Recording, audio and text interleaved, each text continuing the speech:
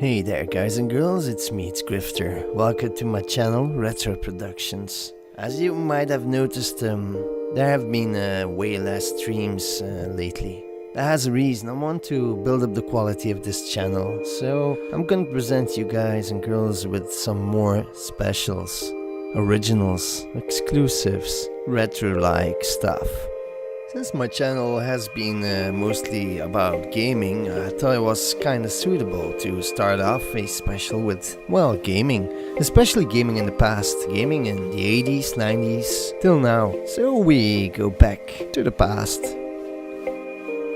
To be more precise, we're going back to the 80s, and I know this is, well, this is cool. It's hip. Hip? Is that an English word? Oh, my bad. Anyways, back to the matter. Yeah, I know, the 80s, I mean, Stranger Things. I mean, everybody loves the 80s at this moment. And so did I. Maybe not while I was living in the 80s, but I really have a nostalgic feeling about the 80s when looking back. You know a game that I really liked back in the 80s in the arcades? Well, it's none other than Dragon's Lair! excuse me, I mean Dragon's Lair. You know, the old arcade like I was saying, the old arcade cabinet. Yep. Dragon's Lair was the first real successful Laserdisc game. Well, it wasn't the first Laserdisc game. Oh no, that honor went to Sega's Astron's Belt. Originally, the Laserdisc was launched in 1978. But it was used to store stuff on, a bit like DVDs, but 18 years in advance. To be entirely honest, the Laserdisc was invented in the late 70s, I think it was 1978. But it was mainly used for storage, like storage, that has always been a problem when it comes to computers. Those things were huge, they were as big as a phonograph record, you know, long play discs. Never heard of those? Well, we used to listen to music with that, you know, with the screeching and scratching.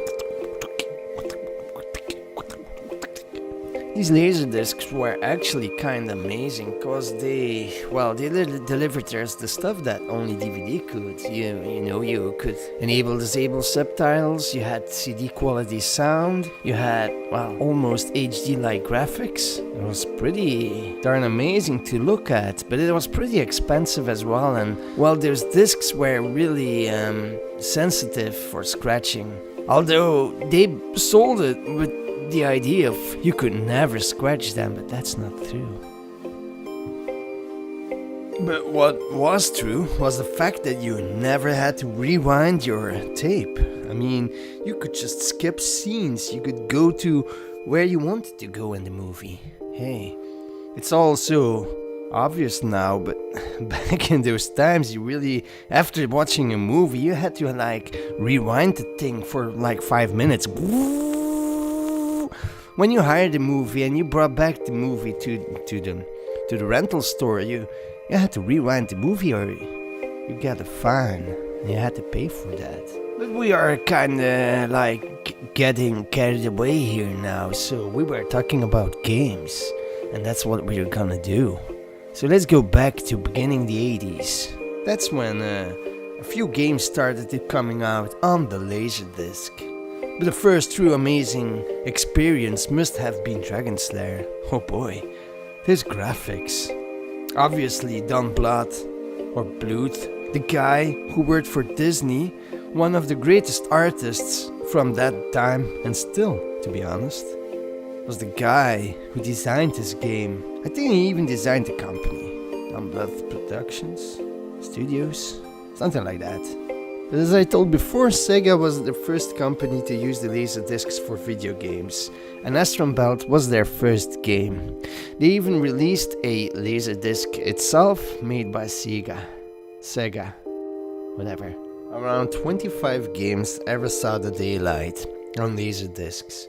There were quite a huge more games that have been produced or at least been made in a prototype, but they never actually got released. Like Star Trek 3 Search for Spock was one of Sega's titles, that they had a whole boot for, but well, the game just never got released. Luckily for us, Dragon's Lair did got released, and oh boy, that was some amazing adventure. In all honesty, this game could be described as the first real quick-time event game.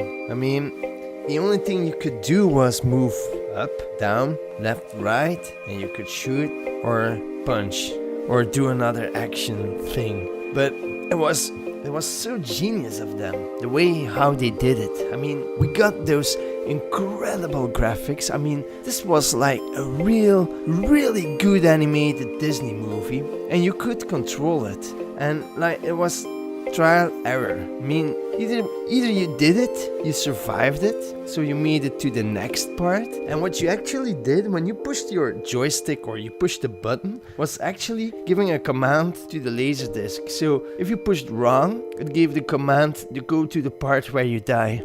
If you did it correctly, you would go to the part where you survive. So you got a movie that was continuously. You didn't have loading times, and the way you had to know what you had to do is they had a flash on the screen, and it flashed like you heard the sound, and you saw a brief flash, and then was a flash on the right of the screen, and you had to push right. Was there a flash left? You had to push left. It was so amazing. I'm gonna admit, it was really hard for me. I never managed to get really far.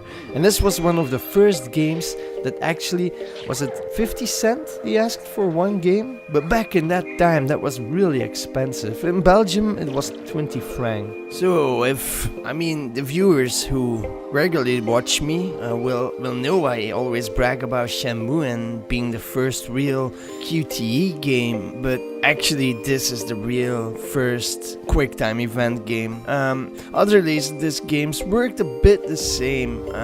You had games that had real film footage, like, I'm not sure, but I think Mad Dog McCree might have been a Laserdisc game as well. That was a shooting game, and well, with real fake cowboys and Indians. Real fake?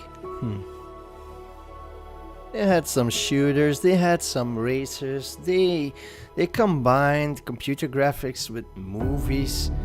It was an amazing time actually, and it gave us the false impression that we could, that these games were actually games, but it was more like video. Anyways, golden times. So that was kind of it. I do hope you did enjoy this special. I'm planning on doing more stuff like this. So if you want to watch my streaming stuff, like me playing games, then I would highly recommend you to go follow my account on Twitch. That's Retro Grifter. It would be much appreciated, to be honest. So that was about it, guys and girls. I hope you did like it, and I hope to see you back in another video. Bye bye. Grifter signing off.